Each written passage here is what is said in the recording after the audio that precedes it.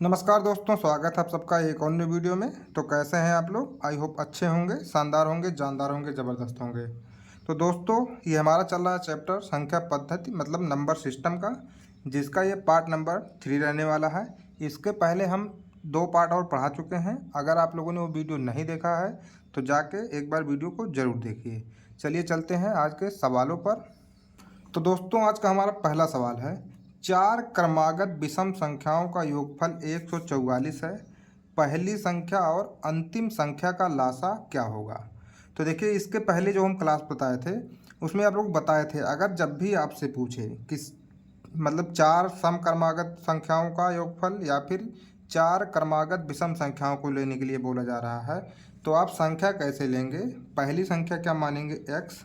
दूसरी संख्या मान लीजिए x+2। तीसरी संख्या मान लीजिए x+4। और चौथी संख्या क्या हो जाएगी? x+6। क्योंकि अगर क्रमागत विषम या सम पूछेगा तो आपको इसी प्रकार से लेना है। अगर केवल हमसे क्रमागत संख्या बोलता तब हम क्या लेते? x, x+1, x+2 ऐसे लेते, क्योंकि क्रमागत संख्याएं लगातार चलती हैं और सम क्रमागत संख्याओं में दो दो का गैप होता है। ऐसे ही विषम क्रमागत संख्याओं में दो दो का गैप होता है। तो यहाँ पे देखिए, सवाल में हमसे क्या बोला है, चार क्रमागत विषम संख्याओं का योगफल 144 है। तो यहाँ इसके बराबर हमको क्या दिया है? 144 दे दिया है। अब देखिए, जब हम इसको हल करेंगे तो क्या हो जाएगा? 4x, क्योंकि x x x 4x हो जाएगा। और प्लस कितना हो जाएगा? 4 2 6 और 6 6 12। प्लस यहाँ पे कर देंगे 12 बराबर 144। इसके बाद फिर 4x बराबर 144 में से 12 घटा दीजिए तो कितना आ जाएगा? 4 में से 2 गए 2, 4 में से 1 गए 3, यहाँ पे बचेगा 132। तो x बराबर हमारा कितना आ जाएगा? 4 तियाँ 12 और 4 तियाँ 12। तो x बराबर हमारा कितना आ गया? 33। अब देखिए, हम क्रमागत संख्या लेना है, वो भी विषम। तो हम कह रहा पहली विषम संख्या कितना आ गया? 33।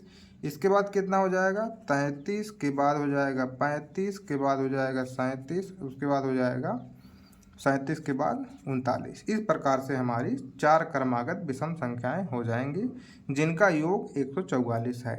तब अब हमसे बोला है कि पहली संख्या और अंतिम संख्या का लासा क्या होगा। तो मेरे भाई, पहली संख्या यहाँ पे क्या है? 33। और अंतिम संख्या क्या है? 39। इन्हीं दोनों का आप लोग को लासा निकालना है। तो निकालते हैं, कैसे निकलेगा?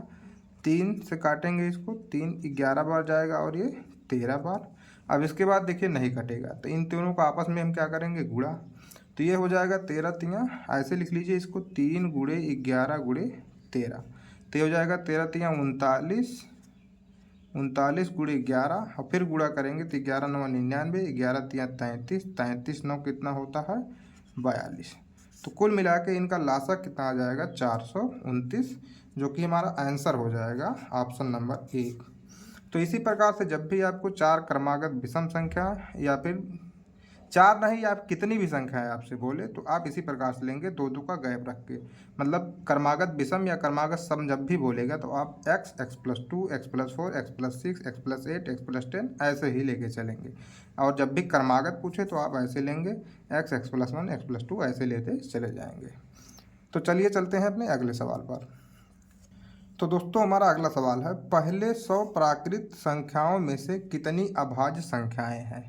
तो देखिए, अगर हमको तो पता होता है अभाज्य संख्याएं क्या होती है। अगर आपको नहीं पता है तो अभाज्य संख्या क्या होती है? जो दो या दो के अलावा किसी और से मतलब खुद और दो से कटे केवल, और किसी संख्या से भी नहीं कटता है। जैसे सबसे छोटी अभाज्य संख्या क्या होती है आप लोग पता है? 2। उसके बाद क्या आता है? 3। फिर आता है 5, उसके बाद 7, फिर 11। ऐसे हमारी अभाज्य संख्याएं होती हैं। लेकिन क्या अगर एग्जाम में ऐसा सवाल आ गया तो क्या आप इसी प्रकार से अभाज्य संख्या खोजेंगे? जी नहीं, इसको खोजने की ज़रूरत नहीं है। हमको क्या करना है? 6 का पहाड़ा आपको पढ़ना है। जैसे देखिए, पहले तो सबसे छोटी हो जाएगी 2, 3। इसके बाद हम क्या पढ़ेंगे? पहाड़ा। जैसे 6 ऐसे लिख लीजिए, 6 12। इसके बाद 6 तिरिक 18, 6 चौको 24, 6 पंचे 30, 6 छवा को 36, 6 सते 42, 6 अठे 48 और फिर 6 नाम 54। उसके बाद 60, फिर 66, फिर 72। इसके बाद कितना आ जाएगा? 78। इसके बाद 84। इसके बाद 90, 90 के बाद कितना आएगा 96। इसके बाद 100 के पार चला जाएगा क्योंकि हमको 100 तक की ही लेना है। तो देखिए सबसे हमारा क्या हो गया 2 और 3 तो है ही। इसके बाद 6 के पहले क्या आएगा 5 और 6 के बाद क्या आ जाएगा 7। फिर यहाँ 12 के पहले क्या आएगा 11, 12 के बाद क्या आ जाएगा 13, 18 के पहले 17, उसके बाद 19, 24 के पहले कितना आएगा 23 और इसके बाद 25। यहाँ फिर कितना आ जाएगा 29 और 31। इसके पहले कितना आएगा 35 और 37। ऐसे ही आपको लिखते चले जाना है।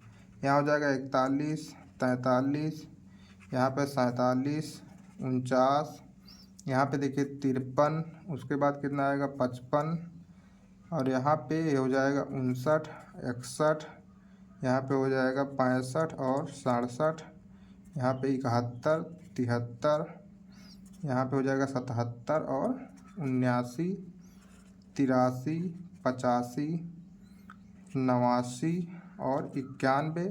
यहाँ पे क्या हो जाएगा 95 और 97। अब देखिए हमारे कहने का मतलब क्या है। मतलब ये है कि देखिए 6 के पहले और 6 के बाद जो भी संख्या आएगी वो अभाज्य रहेगी। वह केवल 5 और 7 से विभाजित नहीं होना चाहिए। जैसे देखिए ये अभाज्य संख्या है, ये भी अभाज्य संख्या है, ये अभाज्य संख्या है, ये भी अभाज्य संख्या है, ये भी अभाज्य है, ये भी अभाज्य है। लेकिन देखिए यहाँ 25 कट गया तो 25 5 से कट जाएगा, इसलिए इसकी गिनती हम अभाज्य में नहीं करेंगे। लेकिन यहाँ पे 23 अभाज्य है, यहाँ पे 29 भी अभाज्य है, 31 भी अभाज्य है। 35 देखिए 5 से भी कट जाएगा, 7 से भी कट जाएगा, तो इसको हम अभाज्य नहीं मानेंगे। इसके बाद 37 अभाज्य है, 41 43 ये भी अभाज्य है, यहाँ पे 47 अभाज्य है। लेकिन 49 क्या है अभाज्य नहीं, क्योंकि ये 7 से विभाजित हो जाएगा। इसी प्रकार से हमको संख्याएं लेना है। यहाँ देखिए 53 नहीं कटेगा, लेकिन 55 कट जाएगा 5 से। 59 61 दोनों अभाज्य है। यहाँ पे 65 5 से कट जाएगा। यहाँ पे 71 और 73 दोनों अभाज्य संख्या है। फिर 77 कट जाएगा, लेकिन 79 नहीं कटेगा। इसी प्रकार से 85 भी कट जाएगा और 91 भी कट जाएगा, 95 भी कट जाएगा, लेकिन 97 किसी से नहीं कटेगा। मतलब 5 और 7 से विभाजित नहीं होना चाहिए। इसे 25 देखिए 5 से कट गया, 49 7 से कट जाएगा, 55 5 से कट जाएगा, 65 5 से कट जाएगा, 91 7 से कट जाएगा, 85 5 से कट जाएगा, 95 5 से विभाजित हो जाएगा। तो हमको ऐसी संख्या लेना है जो 5 और 7 से विभाजित ना हो, और बाकी संख्याएं जो है अभाज्य संख्याएं हैं। तो हमको ये बताना है कितनी अभाज्य संख्याएं हैं।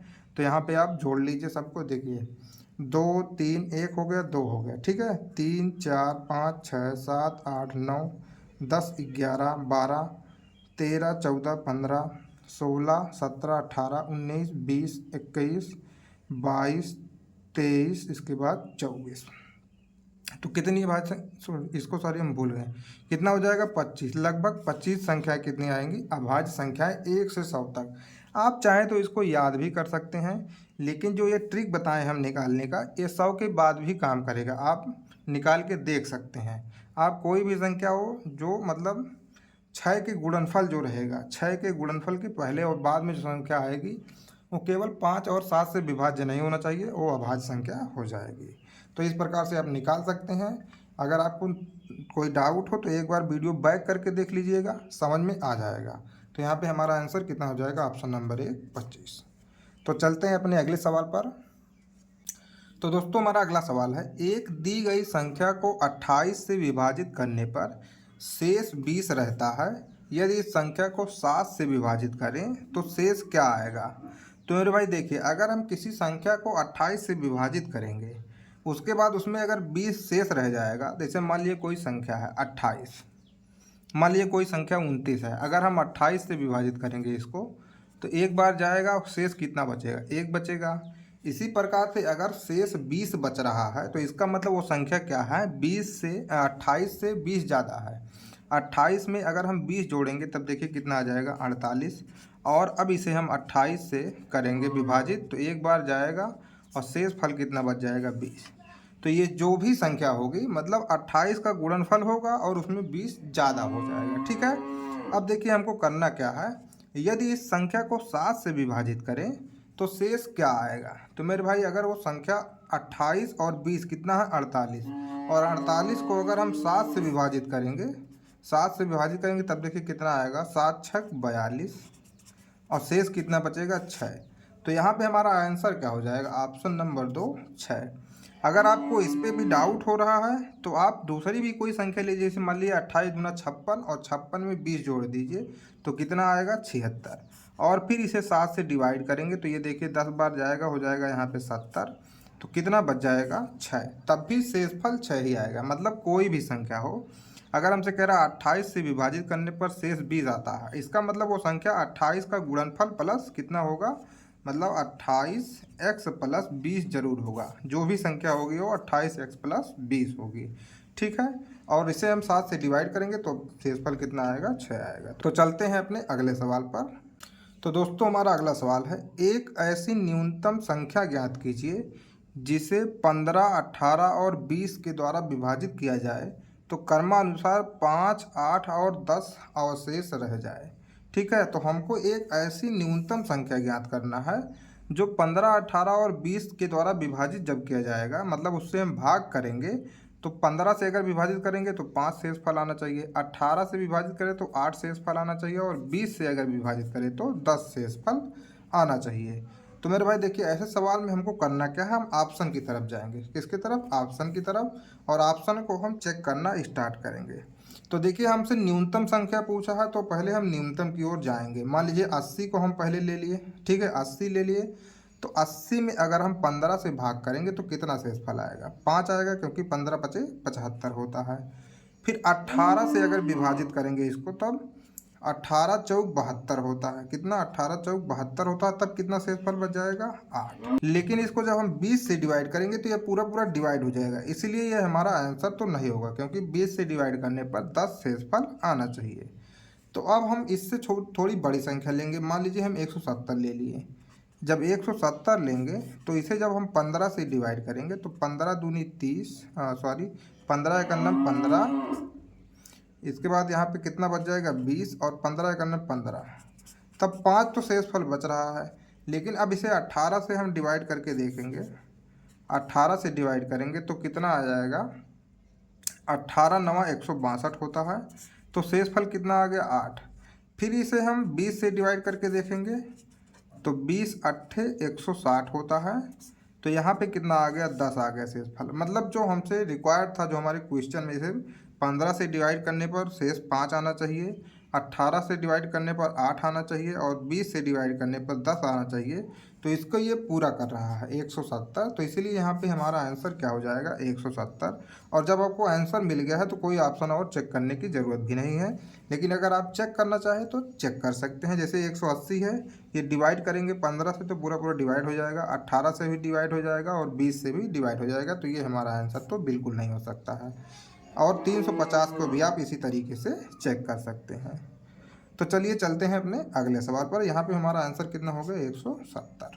तो दोस्तों हमारा अगला सवाल है, एक भाग में एक छात्र 24 के स्थान पर भाजक को 42 के रूप में ले लिया, उसका उत्तर 28 था, सही उत्तर क्या है? तो हमसे ये कह रहा है कि कोई लड़का है, ठीक है, और जिसके जैसे मान लीजिए कोई संख्या x है, उसमें भाग देना है उसे 24 से, लेकिन उसने क्या किया? 24 के बजाय कितना ले लिया है? 42 ले लिया है।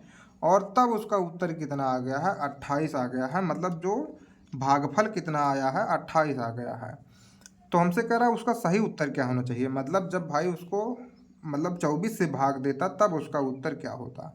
तो मेरे भाई अगर कोई भी नंबर हो, मान लीजिए यहाँ पे क्या है 10, मान लीजिए यहाँ पे संख्या 10 है, और हम लेते हैं 5, ठीक है, और हमारा उत्तर आएगा कितना? तब 2 आएगा, क्योंकि 5 दूना होता है 10। तो इसी प्रकार से देखिए, जब 42 से वो भाग दिया तब उसका उत्तर 28 था। उसका उत्तर 28 का होने का मतलब क्या है? 42 गुणे 28, क्योंकि यहाँ पे देखिए 5 दूना में 10 हो जाएगा।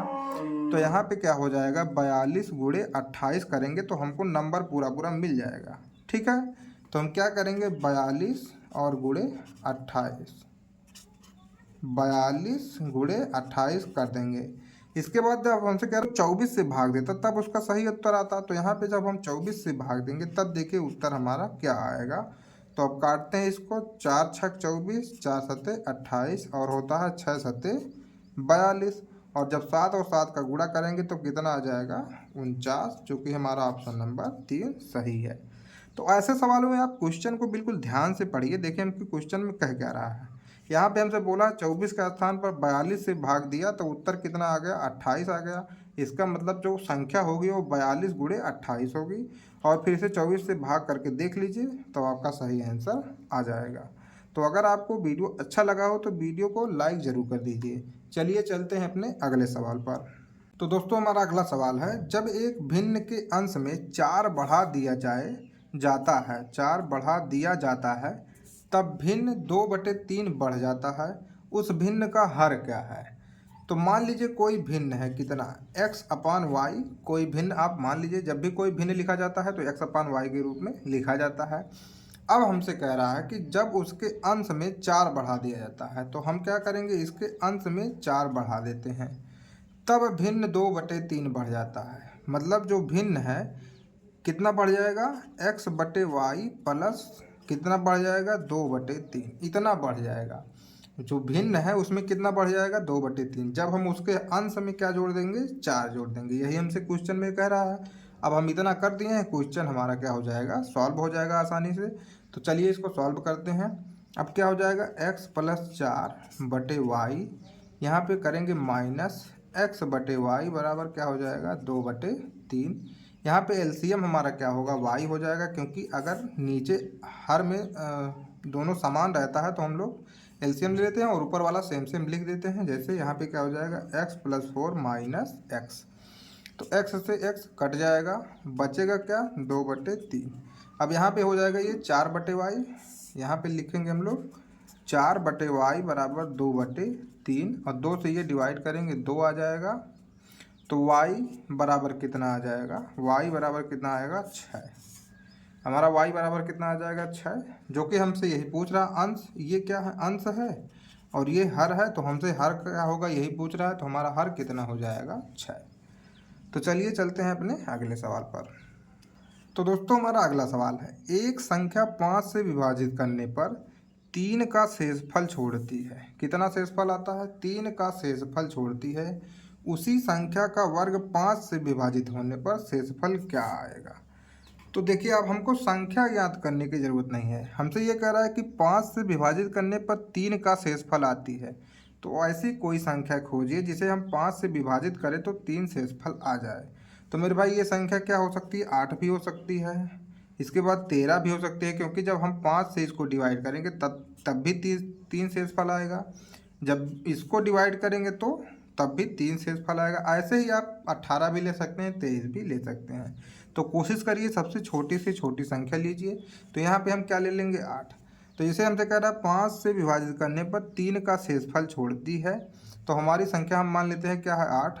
उसी संख्या का वर्ग 5 से विभाजित करने पर शेषफल क्या होगा। तो आप 8 का वर्ग करिए, कितना आएगा, 64। और 64 को जब हम 5 से विभाजित करेंगे तब देखते हैं शेषफल क्या आएगा। तो यहाँ आ जाएगा 5×5 बचेगा 14, इसके बाद 5 दूना 10, क्या आ जाएगा शेषफल, 4। तो हमारा आंसर कितना आ जाएगा, 4। तो इसी प्रकार से आप चाहें तो 13 को भी ले सकते हैं, क्योंकि जब 13 में हम 5 से भाग करेंगे तब भी 3 शेषफल आएगा। देखिए 5 दूनी 10 और शेषफल कितना आ गया, 3। तो संख्या मान लीजिए कितना है, 13 है।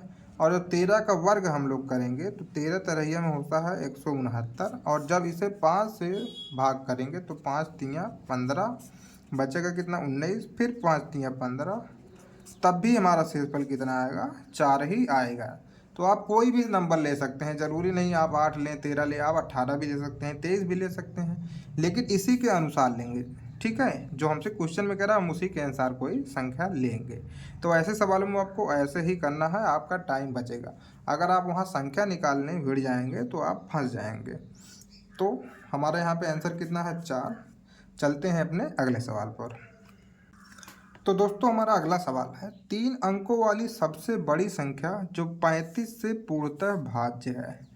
तो देखिए अब हमसे ये ऐसा सवाल मतलब क्वेश्चन में बार बार दे देता है, और हमसे बोल देता है 4 अंकों वाली, 5 अंकों वाली, 3 अंकों वाली, कोई भी संख्या दे देगा और बोलेगा पूर्णतः भाज्य है। तो जब आपसे कह रहा है 3 अंकों वाली सबसे बड़ी संख्या जो 35 से विभाज्य है, भाज्य है, हमको ये संख्या निकालना है, तो इसके लिए हमें करना क्या है मेरे भाई।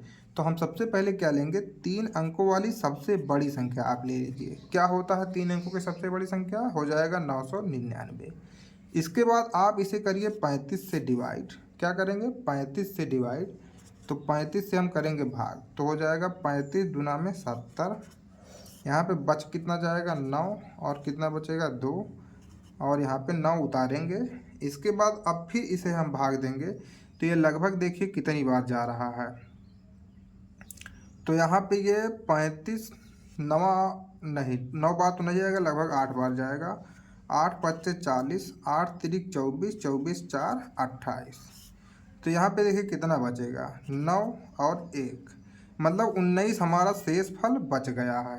तो मतलब जो भी संख्या डिवाइड हो रही है उससे 19 ज़्यादा है ये 999। मतलब क्या है? 35 से डिवाइड हम लोग किए तो 19 बढ़ गया है।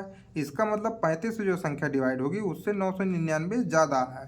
तो हम लोग क्या करेंगे? 999 में से 19 घटा लीजिए, तो आ जाएगा 0, यहाँ पे 8, यहाँ पे 9। तो संख्या क्या आ जाएगी? 980। यही हमारा सही आंसर हो जाएगा, 980। तो आप क्या करिए, जैसे आपसे बोला है सबसे बड़ी संख्या लीजिए, इसके बाद आपको 35 से डिवाइड करिए, तो जितना भी शेषफल बच रहा है उसमें से घटा लीजिए 999 से, वही आपका संख्या हो जाएगा। आप डिवाइड करके देख भी सकते हैं इसको 35 से डिवाइड हो रहा है या नहीं हो रहा है, और डिवाइड करके देखिए, और अगर डिवाइड हो जाए तो यस या नो कमेंट करके ज़रूर बताइए। तो चलते हैं अपने अगले सवाल पर। तो दोस्तों हमारा अगला सवाल है, 3 अंकों वाली सबसे छोटी संख्या जो 14 से पूर्णतः भाज्य हो जाए। तो देखिए ये संख्या तो आप लोग आसानी से निकाल सकते हैं, अपने आप निकाल सकते हैं कि मतलब 14 सत्ते 98 होता है।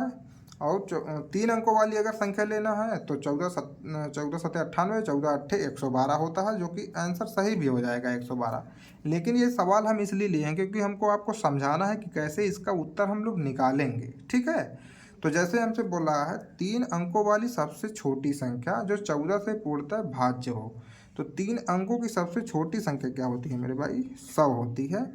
और हमसे 14 से पूछ रहा है भाज्य हो, तो हम यहाँ पे क्या ले करेंगे? 14 से इसको भाग करेंगे, तो देखिए कितनी बार जाएगा? 14 सत्ते 98 होता है। 14 सत्ते क्या होता है? 98। इसके बाद यहाँ पे क्या बच जाएगा? 2। कितना बचेगा? 2। अगर यहाँ पे 2 बच गया है तो हमको और संख्या लेने की मतलब ज़रूरत है, ठीक है। मतलब इस संख्या में और हम जोड़ेंगे तभी हमारा ये 14 से विभाजित होगा, क्योंकि देखिए यहाँ पे शेषफल कितना? केवल 2 आया है, जबकि ये संख्या क्या होना चाहिए? पूरा पूरा भाज्य होना चाहिए, ठीक है। तो इसीलिए हम क्या करेंगे?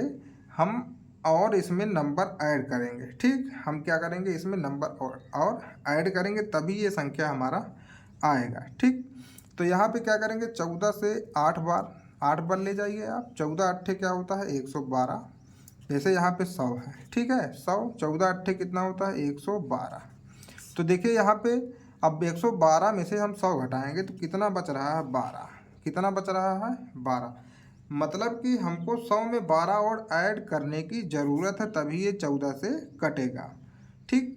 तो यहाँ पे हम 100 में क्या करेंगे? 12 और ऐड कर देंगे, तो कितना हो जाएगा? ये 112, जो कि कट जाएगा। तो वैसे ही इस सवाल में इतना ज़्यादा बताने की ज़रूरत नहीं थी, थोड़ा नंबर और बड़ा होता तो आप लोग ज़्यादा समझ में आता। ये बस हमारे कहने का मतलब ये है, जितना भी नंबर दिया रहे, ठीक है, उससे जैसे आप 14 सत्ते 98 जा रहा है, 7 बार जा रहा है तो 2 बच जा रहा है। हमको यहाँ शेषफल नहीं लाना है, हमको यहाँ पे तब 7 बार की जगह 8 बार भाग देना है। और 8 बार भाग देने पर जो भी आएगा, जैसे 8 बार भाग देने पर मान लीजिए 112 आ रहा है तो 100 उसमें से घटाइए, मान लीजिए यहाँ कितना बच गया? 12। तो सबसे छोटी संख्या जो आप लिए हैं उसमें आपको 12 ऐड करने की ज़रूरत है, तभी ये 14 से पूर्णतः भाज्य होगा। तो खैर यहाँ पे ये बहुत ज़्यादा छोटा नंबर था, इसीलिए समझाने में थोड़ी दिक्कत हो रही है। इसके बाद हम एक आध दो सवाल ऐसा बताएंगे जिसमें बड़ा बड़ा नंबर होगा, तो उसको आपसे ज़्यादा आसानी से समझ में आएगा। तो यहाँ पे हमारा आंसर तो कितना हो जाएगा? 112। तो चलते हैं अपने अगले सवाल पर। तो दोस्तों हमारा अगला सवाल है, 2 संख्याओं का अंतर 1365 है। जब बड़ी संख्या हो छोटी संख्या से विभाजित की जाती है तो भागफल 6 आता है और शेषफल 15 है। छोटी संख्या कौन सी है? तो देखिए, जब हम आपको बताए हैं, जब भी आपसे ऐसा दे 2 संख्याओं का योगफल, मान लीजिए अगर आपसे कहता 2 संख्याओं का योगफल 1365 है, तो आप एक संख्या x मानते थे, एक संख्या क्या मानते थे? 1365 माइनस x। लेकिन यहाँ पे जब आपसे कह रहा है 2 संख्याओं का अंतर 1365 है, तो आप एक संख्या मान लीजिए x और एक संख्या क्या मानेंगे 1365 प्लस x मानेंगे, ठीक है। तभी आसानी होगी ऐसे क्वेश्चन को करने में। अगर अंतर बोल रहा है 1365 तो आप एक संख्या मान लीजिए 1365 प्लस x और एक संख्या मानेंगे x। अगर यही बोलता आपसे दो संख्याओं का योगफल 1365 है तो एक संख्या आप मानते x और एक संख्या 1365 माइनस x।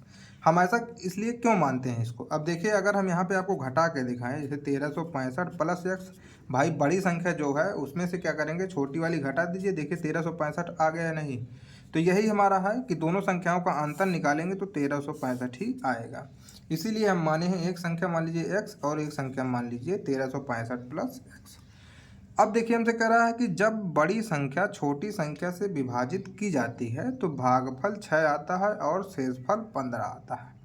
तो इस सवाल को समझने के लिए आपको एक छोटा सा हम चीज़ समझाते हैं। जैसे मान लीजिए कोई संख्या है 13 या फिर मान लीजिए 15 है, ठीक है। तो आप इसमें से भाग दे दिए 6 का, तो ये कितनी बार जाएगा 6 दूनी 12 और कितना हो जाएगा यहाँ पे शेषफल क्या बच जाएगा 3। तो देखिए ये संख्या ये जो हमारा क्या कहलाता है भाज्य कहलाता है, ये कहलाता है भाज्य, ये कहलाता है भाजक, ये कहलाता है भागफल और ये कहलाता है शेषफल। ये तो आपको आता ही होगा, ठीक है।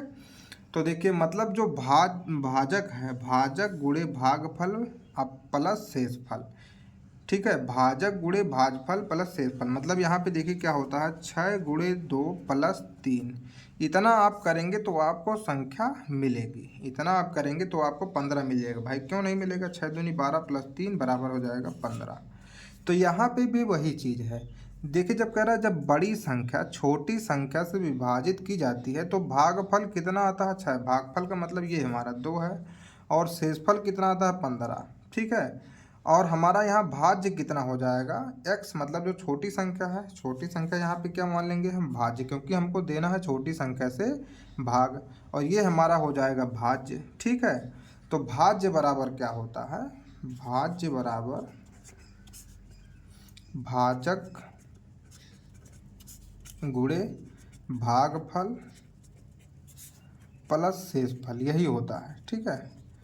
ये आपको हम यहाँ पे समझा के भी बता दिए हैं। तो यहाँ पे देखिए बड़ी संख्या में छोटी संख्या से विभाजित करना है तो बड़ी संख्या क्या हो जाएगी भाज्य, मतलब ये हो जाएगा 1365 प्लस x। भाजक छोटी संख्या से भाग देंगे तो छोटी संख्या क्या है भाजक मतलब x। यहाँ पे हमको एक चीज़ और दे रखा है भागफल 6, तो भाजक में हम गुणे करेंगे 6 से और प्लस शेषफल कितना दिया है 15। इतना आप कर लीजिए, इसके बाद आपका आंसर आ जाएगा। बस इस सवाल में इतना ही समझना है, बहुत लोग उलझ के रह जाएंगे। आपको ये चीज़ तो पता ही होना चाहिए, ठीक है। या फिर आप फार्मूला को ये रट लीजिए या फिर आप इस प्रकार से भी इसको समझ सकते हैं, ठीक। तो देखिए यहाँ पे आंसर क्या हो जाएगा हमारा 6x हो जाएगा। x को उधर ले जाएंगे तो कितना बचेगा 5x और 15x इधर ले जाएंगे तो ये बच जाएगा 1350 और भाग दीजिए x बराबर 5 दूनी 10, 5 दूनी 10, 5 सत्ते 35। तो यहाँ पे हमारा जो छोटी संख्या कितना आ गया 270, क्योंकि x जो छोटी संख्या है उसको हम x माने हैं। तो हमारा आंसर कितना आ जाएगा 270, जो कि हमारा ऑप्शन नंबर 2 सही है। तो ऐसे सवालों में आपको इसी प्रकार से हल करना है, ज़्यादा कठिन नहीं है, लेकिन आपको ये नंबर मानना आना चाहिए। जैसे हमको मानना क्या है, सबसे पहले तो यही सवाल उठता है हमको मानना क्या है।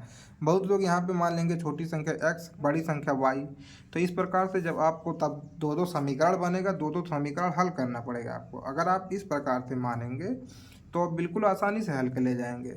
बस हमारा इतना सा ट्रिक याद रखिए, जब भी आपसे कहे कि दो संख्याओं का योगफल कुछ है, ठीक है, दो संख्याओं का योगफल मान लीजिए 1365 है, तो आप एक संख्या मान लीजिए x, एक संख्या मान लीजिए 1365 माइनस x। और जब भी आपसे कह रहा है दो संख्याओं का अंतर 1365 है तो आप एक संख्या मानिए x, एक संख्या 1365 प्लस x। ये चीज़ हमेशा ध्यान रखिए, इसी सवाल में नहीं किसी भी सवाल में अगर ऐसा बोले तो आपको ऐसे ही मानना है। तो दोस्तों कैसा लगा आज का क्लास आपको कमेंट करके ज़रूर बताइए, और अगर अच्छा लगा हो तो हमारी वीडियो को लाइक कर दीजिए और चैनल को सब्सक्राइब कर लीजिए। अगर आपने पहले से ही सब्सक्राइब कर रखा है तो अपने एक दोस्त को शेयर ज़रूर कर दीजिए। चलिए मिलते हैं कल फिर एक और न्यू वीडियो में, तब तक के लिए जय हिंद जय भारत।